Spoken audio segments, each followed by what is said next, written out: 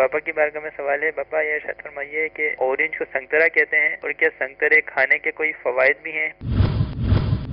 Orange بولتے ہیں غالباً موسمبی کو. یہ موسمبی کا چھلکا سخت ہوتا ہے جو مشکل سے اترتا ہے، اور سنترا پولا پولا ہوتا ہے، وہ آسانی سے اس کا چھلکا ہاتھ میں آ جاتا ہے. یوں کرو نا، ہے یہ ساری فیملی خاندان ایک ہی ہے جو میرا اندازہ ہے. کینو بھی تو ہے نا. یہ کینو سنترا یہ شکلیں ملتی ہے نا ان کے آپس میں. یہ کینو ہے، اور سنترا غالباً لمبو طرح ہوتا ہے، تھوڑا ہوتا ہے اسی طرح کا. سنترا ہمارے یہاں بکثرت پیدا ہونے والا پھل ہے، اور اس کے غذائی اور دوائی اثرات تمام ماہرین طب و سائنس تسلیم کرتے ہیں. ایسے لوگ جو دماغی کام کرتے ہیں، یعنی لکھنے پڑھنے تحریری کام، ایسوں کے لیے یہ پھل قدرتی ٹونک ہے، اور اگر اس کے موسم میں باقاعدہ استعمال کیا جائے تو دماغی صلاحیتوں کو جلا ملتی ہے، قوت ملتی ہے. سنترے سے جسم میں چستی آتی اور فرحت یعنی خوشی حاصل ہوتی. نقلی ٹونک یہ جو بوتلوں میں بند ہو کے آتے ہیں، اس کا مقابلہ نہیں کر سکتا. سنترے کا رس حلق سے نیچے اترتے ہی دوران خون میں شامل ہو جاتا، اور شہد کی طرح اسے بھی ہضم کے مراحل طے کرنے نہیں پڑتے. سنترے کا استعمال